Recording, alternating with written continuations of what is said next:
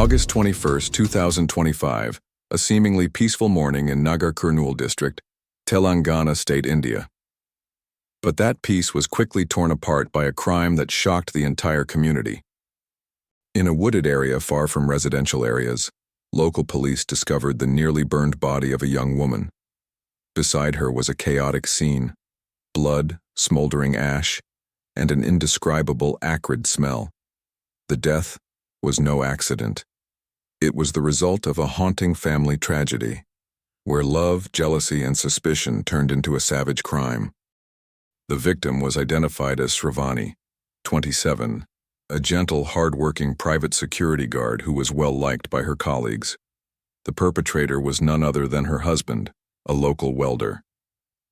Suspecting that his wife was having an affair, he lured her to a remote forest under the pretext of going out together. But that trip became Sravani's last journey. The case immediately sent shockwaves through the state of Telangana, not only because of its brutality, but also because it reflected the alarming reality of domestic violence and jealousy-fueled crimes in India. Let me delve into the case to see the truth behind the bloody and tearful family tragedy.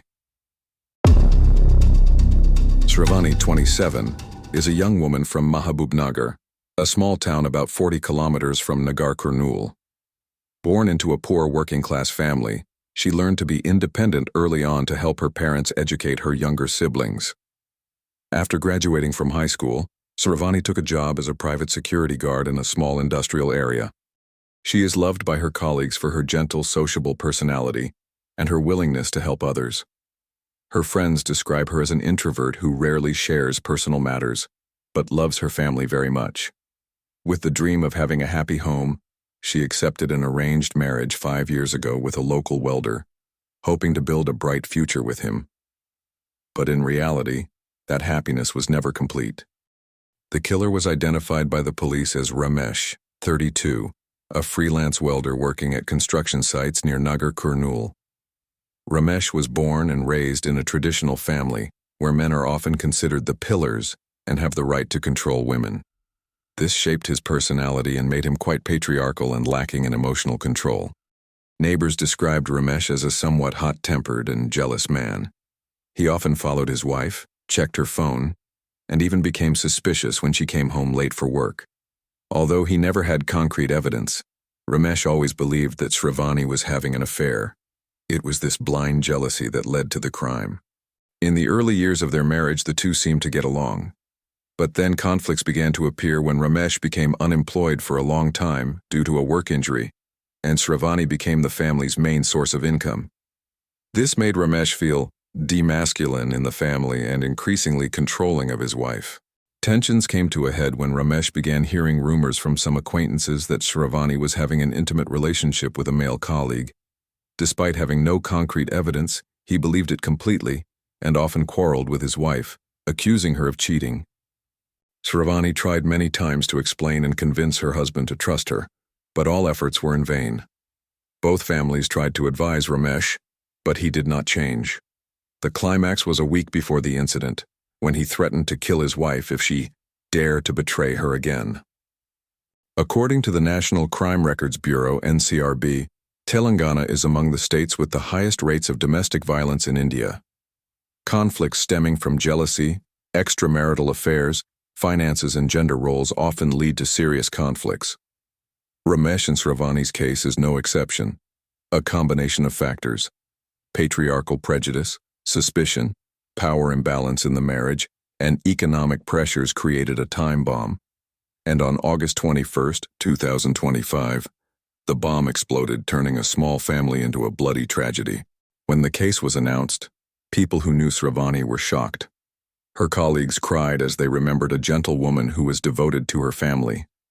A close friend shared, "We had advised her to stay away from Ramesh to avoid danger, but Sravani always believed that her husband would change. She just wanted a complete family.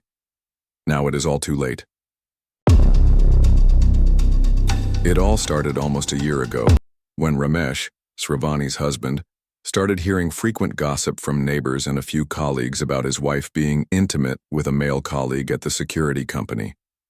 Although these rumors were not backed by concrete evidence, They sowed a lingering suspicion in Ramesh's mind. He began checking Sravani's phone, text messages, social media, and calls. Whenever she came home late or received any strange calls, he would scold, interrogate, and accuse his wife of cheating. Sravani tried many times to explain that her job as a security guard required her to work night shifts and was in constant contact with her colleagues, but Ramesh never believed her. About 3 months before the murder, the family conflict had become increasingly serious. Ramesh had been unemployed for several months because his welding job had few customers, while Sravani had become the main source of income for the family. This made Ramesh feel insecure and angry, feeling disrespected in his own home. Many times he used alcohol to drown his sorrows, and then, in a drunken state, Ramesh threatened to beat and even kill his wife if she dared to betray him. These threats were initially thought to be just temporary anger, but they became more and more frequent, to the point that Sravani's friends had to advise her to temporarily leave her husband to avoid danger. Sravani, wanting to keep her family happy, did not listen to the advice. She believed that if she was patient, Ramesh would change. According to a neighbor in early August 2025, they heard a loud scream coming from Ramesh's house. When they went to check, they saw Sravani crying until her eyes were swollen, and Ramesh left in a rage. People close to the family also recounted that Sravani had come to work many times with bruises on her arms and neck. When asked, she just laughed it off, saying that she fell down. But in reality, everyone understood that it was a sign of domestic violence. However, Sravani never reported her husband to the police. The only reason her friends believed her was she still loved him and wanted to keep the family. About 5 days before the murder, a heated argument broke out between the couple. The cause was a work text message between Sravani and a male colleague. Ramesh accidentally read it and became extremely jealous. He smashed the phone and threatened to kill his wife if he discovered anything more shady. After that argument, Sravani barely spoke to her husband, but Ramesh was different. He started planning something terrible. On August 20th, 2025, Ramesh suddenly proposed to Sravani, "Tomorrow I will take you out for a trip. Let's rekindle our love. Trust me this once." Sravani was skeptical at first, but then agreed, believing that this was an opportunity to mend the relationship. She even texted a close friend, "He's finally changed. Everything will be fine." Little did she know that the trip was a death trap. On the night of August 20th, Ramesh sat alone in his small welding workshop. He was sharpening a long knife that he used to cut metal. Jealousy clouded his mind. All the images of a betrayal that he imagined swirled in his mind, making his heart feel like it was on fire. Around 1 a.m., he texted a close friend, "I'll settle this once and for all tomorrow." The friend replied, "What do you mean? Don't do anything stupid." But Ramesh didn't reply again. The next morning, before leaving home, Sravani called her mother. The conversation was short but left a lasting impression. Sravani, "Mom, Ramesh and I are going out today. Things will be better." "Mom, be careful. I'm worried." Sravani, "It's okay, Mom, I trust him." That was the last time she heard her daughter's voice. On August 21st, 2025, the sky over Nagarkurnool was clear blue, and the soft sunlight cast a golden glow over the red dirt roads. Sravani was wearing a pale pink salwar, an outfit that Ramesh had told her would look great on this trip. Around 8 a.m., the couple left home on an old Honda Activa motorbike. Neighbors saw them and thought that after so many arguments, they had finally decided to reconcile. No one knew that a terrible tragedy was waiting ahead. Around 10 a.m., they reached a small dirt road leading into the sparse forest of Nagarkurnool. Ramesh stopped the car, smiled, and said, "It's very quiet here. Let's rest for a bit and take some pictures." Sravani nodded slightly, without the slightest doubt. She walked, her hands gently brushing away the grass that was as high as her waist. The sound of cicadas chirped, the occasional chirp of forest birds echoed. The air was fresh but contained an invisible tension. Ramesh followed behind, his right hand tightly gripping a long knife wrapped in a cloth bag. A welding tool he had brought for emergencies. But in his mind at this moment, all thoughts were clouded by jealousy. When they reached a deserted forest, Ramesh stopped. He turned to look at his wife, his eyes bloodshot. "Tell me the truth. Who have you been with these past few months? Do you have someone else?" Sravani was stunned, not understanding what was going on. She replied, her voice trembling, "No, you misunderstood. I just went to work. There was nothing between me and him." But for Ramesh, all explanations were meaningless at this moment.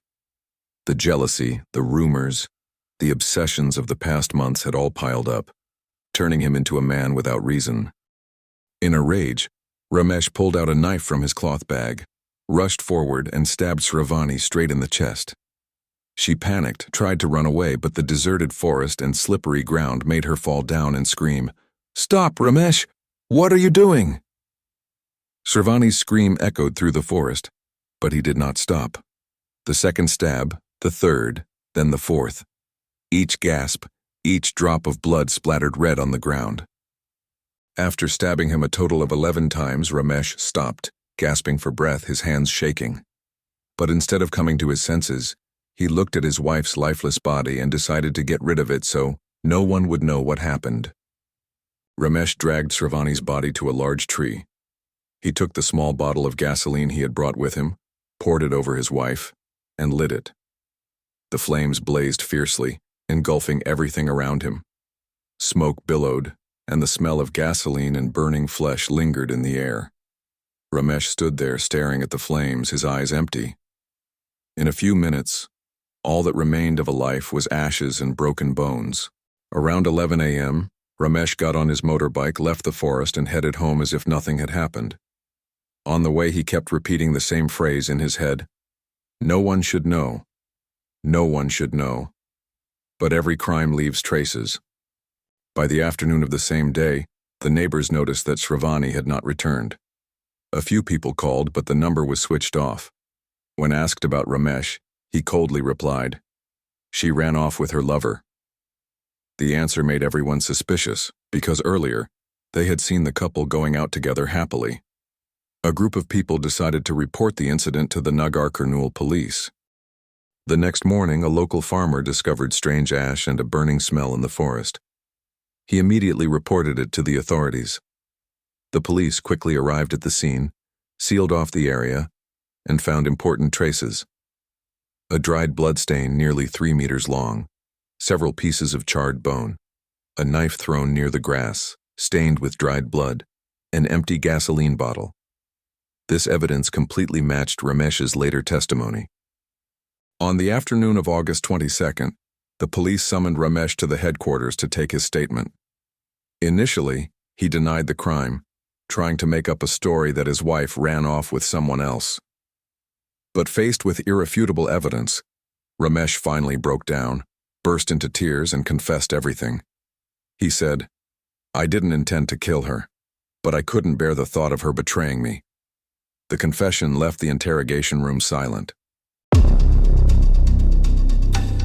On the afternoon of August 21st, 2025, as the sun began to set behind the trees of Nagarkurnool, Sravani still had not returned home.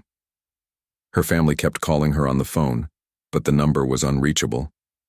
At first, everyone thought that the couple might have gone on a trip and returned late, but as night fell, anxiety began to set in. Around 8 p.m., Sravani's mother called Ramesh.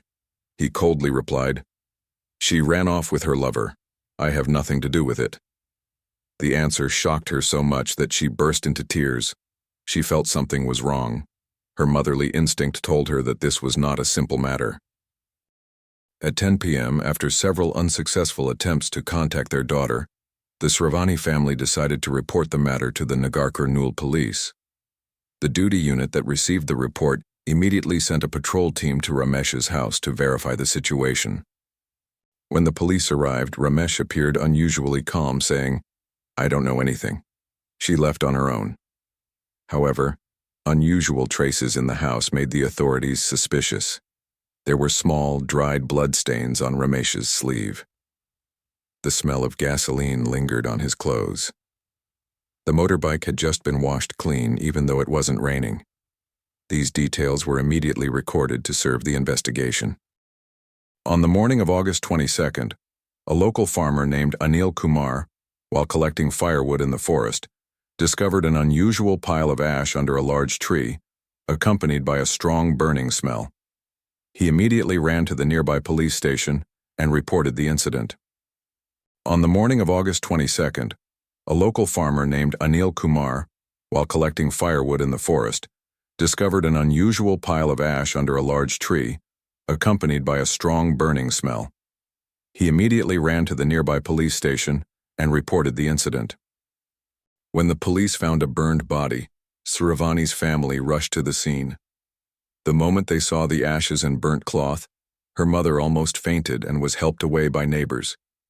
Sravani's younger brother burst into tears. "Why did my sister have to suffer this fate? She sacrificed everything for the family." The atmosphere at the scene was suffocating. Anger, pain, and horror mixed together into a tragic atmosphere. On the morning of August 22nd, Ramesh was summoned to the police station for questioning. Initially, he denied it. "I didn't do anything. She had someone else and left." But faced with the evidence found in the forest, along with the results of the blood stain examination on his shirt, the investigators increased the psychological pressure. After nearly 3 hours of interrogation, Ramesh completely collapsed, burst into tears, and confessed everything. I just wanted to get to the bottom of it, but when she denied it, I lost control. I didn't mean it. I just wanted to end this betrayal." According to the testimony, on the morning of August 21st, Ramesh lured Sravani into the forest under the pretext of going out to rekindle their romance. When he arrived, he questioned her about her relationship with her colleague. When Sravani denied it, Ramesh lost control, pulled out a knife and stabbed her repeatedly in the chest. Then, in a panic, Ramesh dragged the body to the base of a tree, poured gasoline on it, and set it on fire to destroy the evidence. The case has shocked Nagarkurnool and surrounding areas. Local newspapers have reported the news, and social media has been flooded with condolences for Sravani. A colleague of the victim told reporters, "She was a gentle person, always helping others. It is unbelievable that someone like her would die in such painful circumstances." Many women's organizations in Telangana have called on the government to step up measures to prevent domestic violence and provide more support to victims before the tragedy occurs. That same week, major newspapers such as The Hindu, Times of India, and NDTV published information about the case, along with photos of the scene. Some TV channels also broadcast CCTV footage of Ramesh and Sravani leaving the house that morning, becoming important evidence confirming that he was the last person to appear with the victim. On August 22, 2025, the forensic team of Nagarkurnool police station officially started investigating the crime scene. The forest where the burned body was found was completely sealed off, with police standing guard at all entrances. Investigators discovered several important details. A blood stain about 3.2 meters long, proving that the victim was dragged from the crime scene to the tree. Ashes and charred bone fragments showed that there was an attempt to dispose of the body. A 30-centimeter long knife, still stained with dried blood, was found about 7 meters from the body. An empty gasoline bottle was thrown near the bushes. All of this evidence was immediately sealed and sent to the forensic laboratory for analysis of DNA, fingerprints, and blood samples. At the Mahabubnagar Forensic Center, the medical examiner confirmed cause of death: acute blood loss due to 11 fatal stab wounds to the chest and abdomen. Secondary injuries: there were many scratches on the arms and neck, indicating that the victim had resisted fiercely. Burn marks: the body was burned after death with nearly 70% of the body surface charred. The forensic doctor added that before being burned, the victim was completely dead. There were no signs of smoke inhalation in the lungs, indicating that death occurred before the fire. The police extracted the phone data of both Ramesh and Sravani and found. On the night of August 20th, Ramesh searched many keywords on Google such as how to burn a body to destroy evidence and lose DNA traces when burned. Ramesh's phone was located in the Nagarkurnool forest at around 10:20 a.m. on August 21st, matching the time of the crime. CCTV cameras near the village market recorded the couple leaving home together in the morning, while only Ramesh returned later. This evidence made the investigation case clear and tight. On August 23rd, Ramesh officially gave his statement to the investigation agency. In contrast to his initial denial, this time he did not resist and recounted the whole incident. "I suspected her of cheating. I asked her many times, but she always kept silent or denied it. I lost control. I just wanted to threaten her, but then I couldn't hold back." Ramesh said he had brought a knife and gasoline with him for self-defense, but in fact it was a deliberate plan to kill. After committing the crime, Ramesh poured gasoline on the body to burn it to destroy the evidence and returned home as if nothing had happened. When the police announced the results of the investigation and the arrest of Ramesh, the Sravani family was devastated. The victim's mother broke down in tears before the press. "My daughter trusted her husband. She wanted to keep the family. But in the end, the person she loved the most was the one who killed her." Ramesh's family was stunned, claiming they had no idea of his plans to commit the crime. Ramesh's brother shared, "He was hot-tempered, but he never thought he would kill anyone."